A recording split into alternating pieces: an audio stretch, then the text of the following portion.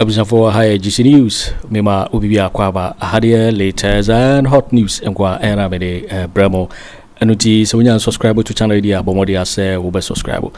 Yobayana say, Uber click the subscribe button, na Wabeli, a year notification. We understand video for Frubia Bay upload, or so once a bear can be.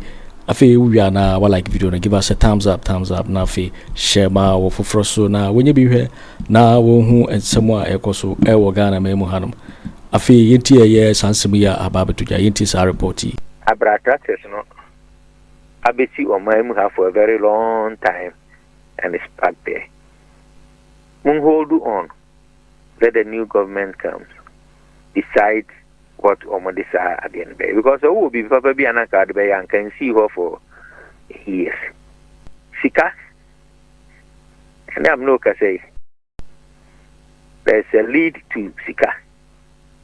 Physical dollars, huge ones. Yengu bank, yengu individual homes. Sika. Physical dollars. Physical cash, dollars, angasa. Dollars. Ye shiagun crofo FE. Report from Bank of Ghana. Listen to me. Report Chiremunu say NPP government led by President Akufo Addo last minute appointment. Na report to Bank of Ghana Kwanipa 400. Last minute appointment 400. And these are political appointments and no more year. These are political appointments and no more year. Etia thinks the general public muntie NPP aban enko parliament na bosome miensa akohoma sika de betu adwuma for oso wonye. But oye employment agum say John Mahama ena pamfo metuo mka January. Sade we nyansa wom. Ye kodi bronya. Metime ba bi.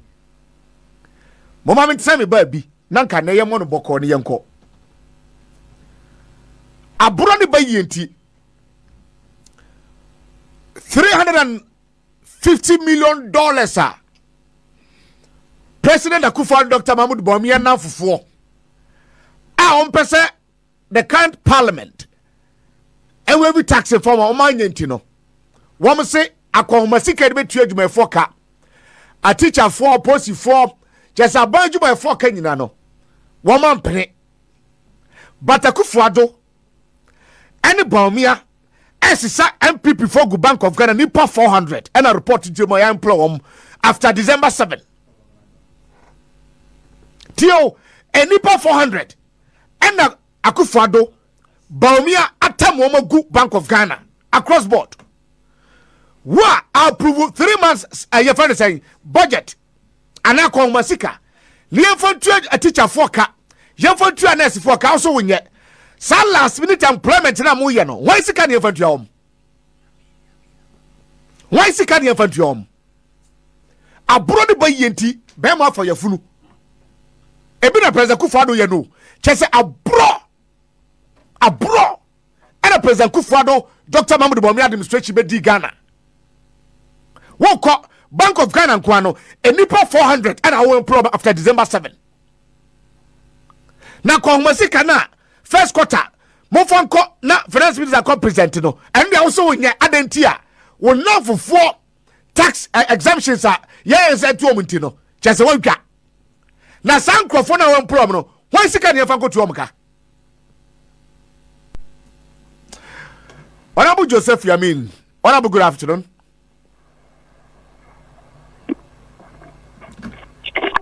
Honorable Joseph Yamin, good afternoon. Good afternoon. Official Paso. Afenyo Markins. Afenyo say ya mahena papa chain dey team se here. Na se Kumasi boko dey. Oh, nyame adom Kumasi edin. So far, eniema after December 7, yen share issues outdoor started mobile ya. Wodi ohun jimu abanja padia the outgoing government and Krofobi ayomadwene say Wombefa na chiroma kwa koton de ahwe omchebirim report ni chiroma matrack some tractors bi and some machines bi a ye de ye fuom adwuma e eastern part of Ghana so far efiti time to aba ene ema Agbanja pade e was some individuals bi ho a wo face so malusu power ntino and so take advantage of the system no send them sifate well mini ameda say ye guswa ye monitor situation, you know, and every intel bia yen sabekan bia no ye tu one more ye investigate it. When we get the clear picture, then we move in. Said be ya ebinum fa Ghana no se eyomo ejapadi. Until there are a number of them ya to whom anamo na ya make sure say baby I was a edan adaho until so far there hint bia yenya bia ya to whom anamo na ebinum ho no mo a you're very close in getting to the final decision. Nanya Ajapadi Ankwa Bibi am your short any pacrano do baby nyame anya duma bimo be omodo omobesi omunya ombetimi di omasi. And that is adia a mama say why is the government so wicked to that extent? There were a buyer or no dear hungry or minor in any way. And Nidiane said, Bibi Biara or Mubetiniafa, Edia free or Maimuha and Sana, a bank for Frono. Ababa be taking over. They will want to do it. But the answer so they make sure say adiano enko individual but a bind the idea a bind should take possession of it. If you ask and when you better take any intel, any signal, we will go after them. And make sure that Abino the Saka near Yenidia Ghana for Anya near a what's it Omunya and be able to go this country. The Saka be answer so we are yet to get Nipano to come and tell us to say Ampa Adiano a media Tepesa a walking in ye. Obian to me, Mamma can't be amfa and share. But behind the scenes, they are working around the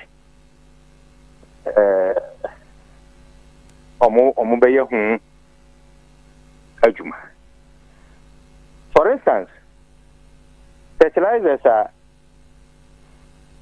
a bindia. They are charma individuals. Ewo o mainum hano ya chene de aguho yenya obia manembe oni apunka se ade ne yene dia. That's very surprising. Say a rich me ana yache enioma obi bia eni ho a oba beka se ade no eye media na weinti anana abieno ewo. Nobody is claiming ownership of these things. So very surprising. If we say inti abieno na nye obi adia na se nye obi adia nso a how did it get to baby a ewo no? Obiama gold ya ye chain way. Bank of Ghana sorry I know issue statement. Na PMC for issue statement. Statement na we issue no. Bibi anywhere AD adanse ye say ade na ye odia. Also say ye odia. Minim hoya Bank of Ghana with difficulty in bringing documents that suggest that Adiano Ayomudia.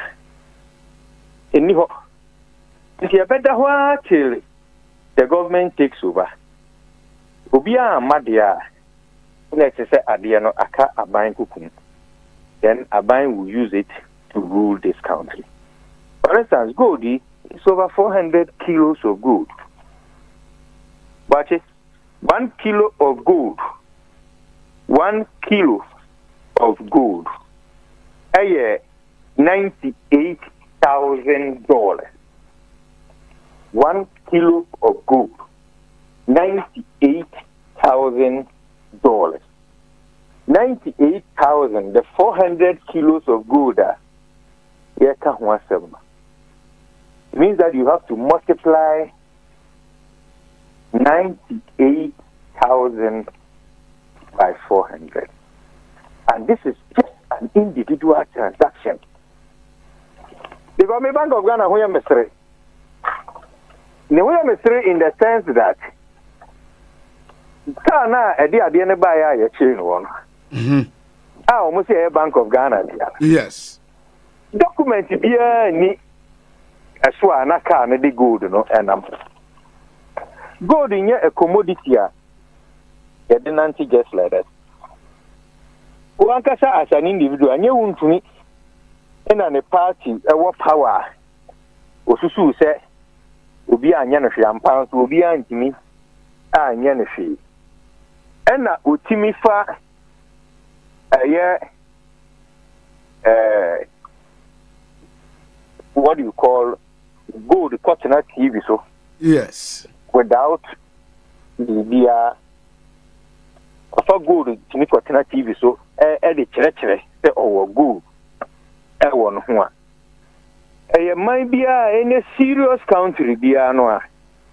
It should have been picked. And to go the Free Bank of Ghana na Akko airport na Yakko Akwa send it outside this country. That gold cannot live without documentation. The Bank of Ghana na akachere PMMC4 said omunye transaction emma or more. PMMC4 de gold ni free omo office no. Document be account. At a point, me would say PMMC ni say gold saying and I would number. But me and country. He couldn't tell us go to Dodua na or the number. A year then idea ya wodia. Na wodeko. Na untimi enka anyoma Dodua na waka no a wodi ekono. Only to say ya media. So at that point, and akonfo said the omoya ne tembia no mutimi chi eye car no and omofa good no and accountability bank and a Bank of Ghana be akere o man no to tell us say gold say na wom and am Robert na be actually all that they are doing is Ghana trade on behalf of Ghana. Bring the documents that shows that it is yours. Abeye assembly pisine my but Ghana for enya ratio mu say until anybody proves to us that adiano ye omudiana adiano betina ho akusi say swearing in ne baba then a government again Ghana will ask serious questions as to why Afenyo man na ekoso as to why that transaction na ekoso. And the idea, your juma is to make sure that obi bia nlutu o man no not yen not nti ye peke bia we follow it up and when we follow it up ye be ye no said ye was ye no ye giwia then we hand it over to the appropriate quarters. I mean say adie we because e bia no wabusa me. Some people and adena adie no magina mum fama but like munya hint no mum frɛ police for yes. That try be on several times and son he decided say we will do it and now call them in.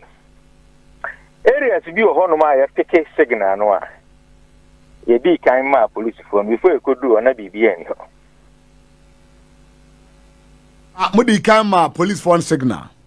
Yes. Sir, enema say na ekoso ho no. Bibi wo ha. Mokọ na bibia ni ho. Ye be sere mo say mo prepare mo ho. Emfa emaye. Ochena ye beye. Before we do no na bibia ni ho. And so we decided say no. Yanhwe ya ye benya some corrupt officials be unprofessional guys. Omo be aid these criminals to loot estate. Inti ne ni se sia ne se ye nya bibia wie ne ye sarande baby krono. Then we call you to come in. Me hand you over now. I take you all the details we need to take. Keep it till the real owner comes. That's how we do our thing. I see. And so far the okay, so for the sake of emphasis, God no one says here. Our Bank of Ghana vote says here. But be than are safe? No, any kind of we say safe. It should be safe. Because we'll be and I've sent this signal. Say, even if yenya party be efa kweti kwa bisuni o modi agora obi abete yankan wo wiase because me ameme kwachi ade no ma mfa manja ma akronfo na mfa nko wo a woti ubebi no asori akọ at this point yenim se gold no home until Bank of Ghana comes in to give us documents, genuine documents, which they you see, a bit more it is not just gold now, or the Ato Forson. That gold way is going to expose a lot of deals, corrupt deals, akoso ewoye maimha, a minor abokaya then. And Aremeyaw go through gold exports in this country from years back to time I chase our gold. Because gold here can watch me. That day, no more the gold new good play me and back on KLM back on Emirates.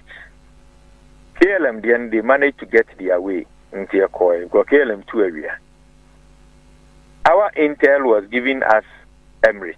Into Emirates, who are Jumani, not knowing that a beer the kind of KLM so echo. And from that time, so I can Bank of Ghana statement now.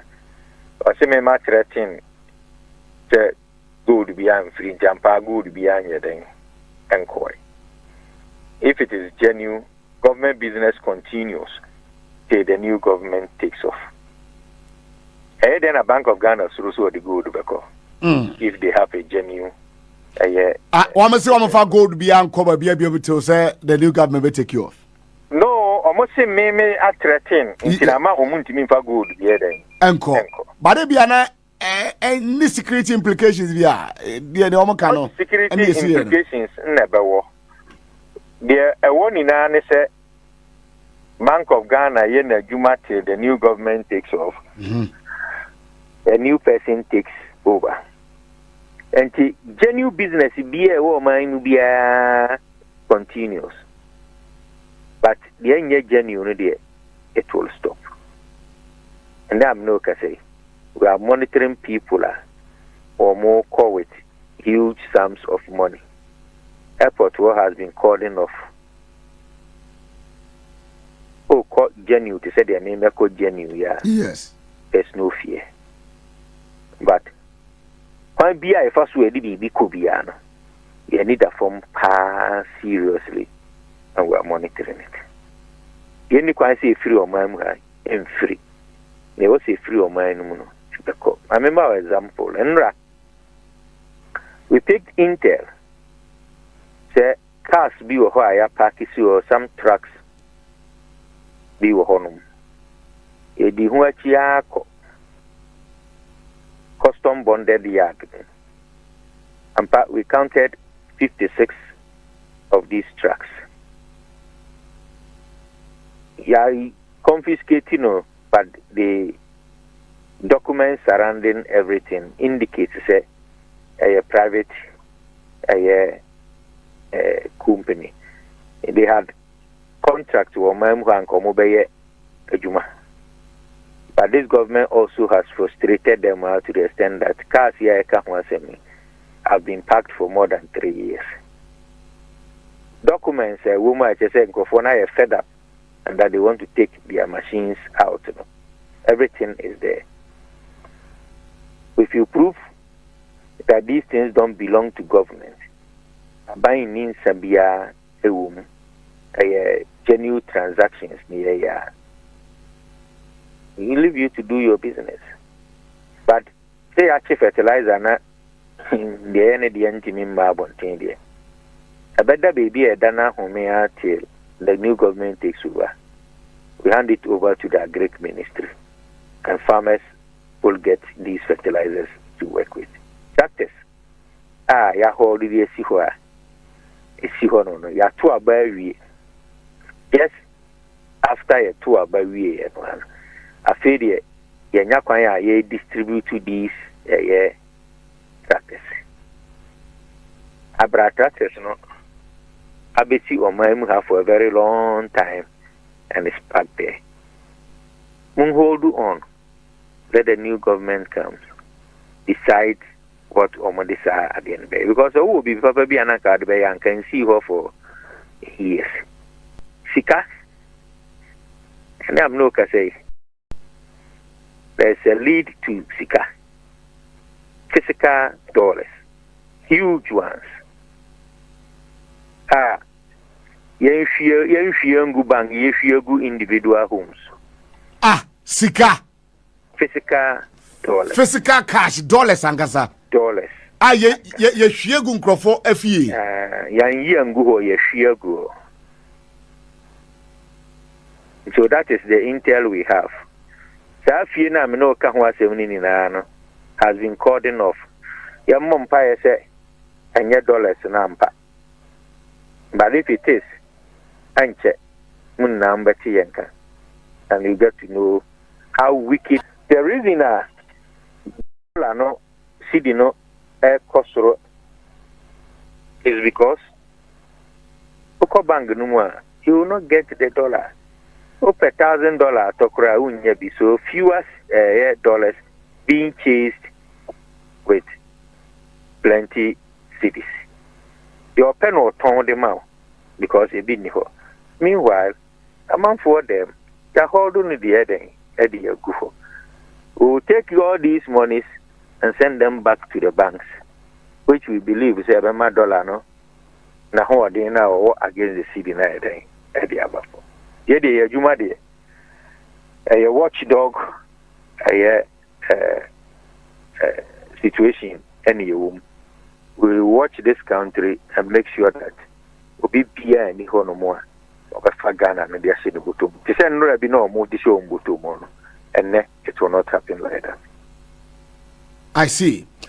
The issue about vehicles are buying to my attention because about to my attention because Central Region NPP Vice Chairman so cars be akodi ama mo supporters be akodi fi akodi djuma mu se omko akosa cars matu visa.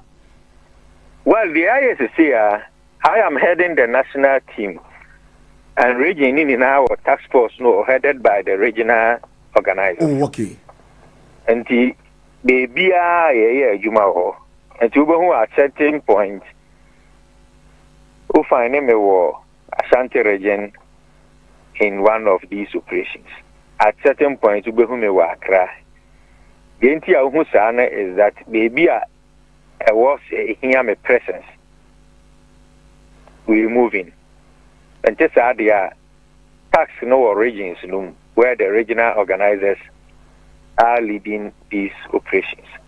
And you find it out, say, a bind Yoma should be in a bind's possession, not individual possession. And Yehua, Yabaka, near the Abra bind. Now bind the here, Juma. Yabau fee, nay, what the with illegal documents. You prove it, we leave it.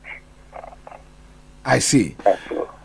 But what about the issue of men okay aban japade ye ton ye oshenti aban ko de ye money don ko me ko pebinto eno zo e and also it comes with a lot of issues. For instance, your intel is that nanado bodyguards e twa ne ho ahia no ya ton Land Cruisers 20,000 cedis the amount. Land Cruiser 20,000 cedis. Over Todie, the Mombompa say you hunu baby out there, and I say you will not drive it. The fact that it's an auction car now doesn't mean say na valuation no correct. The entire Mekasa in 2016, also by law, deputy ministers, new ministers, no, omo saloon cars. The saloon car, after 2 years, no, you are entitled to buy because it's assumed say na ho odi ayede na abafo. Na who free abaimua, you are entitled to buy that car. Oh, okay. Now they are there, now they are caught. So when the NDC lost 2016, a communique was sent to all ministers. The Obi Ohonma, for instance, maybe we youth and sports, there was no saloon cars for years. And it is a unika saloon car who use it. And for that matter, it cannot be allocated to you. A basa anwa, it may allocate some of the cars a war Flagstaff House or any other place for you. And the colleague I know war Hafo region, Honorable Justice Samuel J, Deputy Minister. Ofri Hafo by Menchen, and the purpose was allocate a BMW, Ghana at 50. I had 10 years old. I work Flagstaff House. No, and no, I buy no a free swan. Or yes, OBBR not only that car because you are entitled to it. Or budget. And that time, the value for those cars here 40,000 cedis. 2016. Until now, I found a 40,000 free. Baba budget or no allocated car. Obama in China, David. That car no allocated amount 40,000 or the court market and so being the same car. The other now crisis can now be called. I try advising Madame Fuise and car or my uncle market in a sona and to be man if he needed the car. But because a year emra quite soon, it thought so where they say emra a freer ubia is entitled to Nisalun or Yusu. And since on Yusu be near, he allocated the Ohonamano, Uncle Nunkutia. O we no, a duty of 7,000 cities. And Sana car near registered for him. NPP take over and no much car free. In fact, Abronye, who was then the youth organizer for Hafo. Our Nisa Nipe Nete. How because Nipa Yakan who asked me was a regional secretary and Sana Yebayano deputy minister. So Omuni ni Momopa. Abronye Shia ka EJ ka ni free. Aye justice in sem. Na Rahosam ne se meti Kumasi radio na meti radio Tech FM. Na meti abronye ka kire the whole world say ya ton car na man of 4,000 cities. Demonizing John Mahama and the NDC. Ono abronye no say ya ton car na man 4,000 cities. Justice. Okay. No na kwa jika. Okay. Because then BMW ton of 4,000 cities. Ayemeyaw. So I called into the program. And I'm saying, hey, Saka, I mean, in the Panukan, the Kutuyaka, 40,000. And if you go, they can say 40,000, Nisa. I don't come and say, a tonka, no 4,000, there, at their money. We and so, acquire duty, so car, Nankasa itself. It is no more a year 40,000. It goes beyond 40,000. My point in here. 8 years back, you must say a bandy corrupt. And so a bandy corrupt, I will free so I was from our car, the cheap price, the ama in Crawford. 8 years after, ton Land Cruiser, in a saloon car, Land Cruiser that you buy it for 120, 130, 140, 150 to $200,000. No, ya ton a manco for 20,000 cities. Watch it, 10 years. 8 years ago, a BMW, a year 10 years old, Ghana at 50. Cars. Ya ton no 40,000 auction. Osi TV we are said that na dia a year like any we are pa by a bank and just because we are corrupt and everything.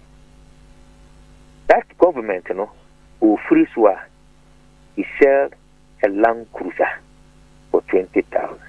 Now we say car no, you have a chira coin na ye revaluation. If I was a unya car the car, you revaluate now told at the right price. O say ye digana bro, and I say which something be here. No, and this government shouldn't have even gone that far. Because your mukruye and omuma Ghana who say auctioning of vehicles crowded. In the country, BC or Abambia who free Abai Swede Ediako. And it's our castle. A bio hoya auction every year manako. I mean, I'm a few years to catch it almost say they say that they bury the cars now decoration mufi or they bring it for revaluation. Or they bring it and hand it over because he don't deserve the car. And yeah, no any others. The book be a year ram katrana who ask questions and they will have to answer. They want me to answer Manan to ask one. There was a Marano Ayabiano. I see. There are some now catch our supporters in Ghana for. Well, I said, I'm the Bama. The most difficult thing I hear, but the results by. At a point, now Manfu Busa, national organizer, no way. Because me who say me better now, feed you to be in Casa. And me course about Boakye, Yami no about show soon I say, oh, ma. Yami you know what one of my friends say more before kakra. Yes. But what they didn't know, and I always I'm saying come behind the scenes. Yeah. Mostly trying to explain the reason here. Idea I enjoy the most. Obi and who enjoy radio presentation in TV more than me. And I make Kasanzo at least I make sense. Kakra. People enjoy it. But who said baby I do no. Yenen Crawford me very wicked na eko Crawford or more ammunitions, Crawford or more some level of sophistications and them. So the mind of the people is stronger than it will as a kind of order. So what you need to do is to get to your people and be able to talk to them more at the end. If they are able to buy into what you want to do. So I dedicated all the time to any GBA. I was a company, bravo, including sacrificing my own family, sacrificing a church activity. Watch my main country. The whole of 2024, man, see me, my sorry, demo. 2024 year from General Bapim Sabri. Yeah. And call my sorry mood. Even the Sunday, no, I had to cross sorry. They are dedicated working for the NDC. 1 month to the election, Nami is so confident to say that a human area form your core branches, your core constituencies, your casachiro, your chiro money or money before, during, and after the election. And if not talk, and we who said they were ready to stand for the NDC, stand for John Mahama, and stand for Ghana. We are confident. And no man disappointed here on election day, say NDC for no sorry. Ghana phone in our sorry. Omujinai against the oppressors rule. Every case said the right things are done. Then the idea way, the man, a few days no man can't show Munina, Ghana phone in especially the NDC. Semeta Homosia. Then I just say, Bunia, and I'm not the type. Indeed, I'm in 5 days so now and congratulate NDC executives from branch to constituency to region and to national. And that was said, or Martini Abua NDC for am I ever reset it of mine? I mean, Cassette, Shapa, Namisha, Masasha, Munkran said, John Mahama and the NDC will not disappoint them. Ebema Omobre, Faswa Basun said there's going to be a transformation in the system. Ghana phone in there who said Oman to Abaponi. All other things will follow. Now, and this is for Mama Kumamra from Namunya Gidi Abaya Yede Babi C from 7th January. Yafishapa and Namede. All right. So, on behalf of my team, Yabadawase. Yo, it for Winnie and Summer Abeto. Yepno so Mikao says, so we now subscribe to channel idea, Bomodia say, we subscribe. As a hadia later and hot news and qua Aremeyaw Bremo. After we are now like video, no, give us a thumbs up, now fee, share my offer now when you be here. Now who and somewhere koso ewo Ghana memuha uso betimi atchere wadwen afaye and somewhere nyina ho ewo comment box ni mu mobati minkabium in my next video. Thanks for watching. Like and share the video. You can also drop your comment. Please don't forget to subscribe. Click on the bell to turn on the notification.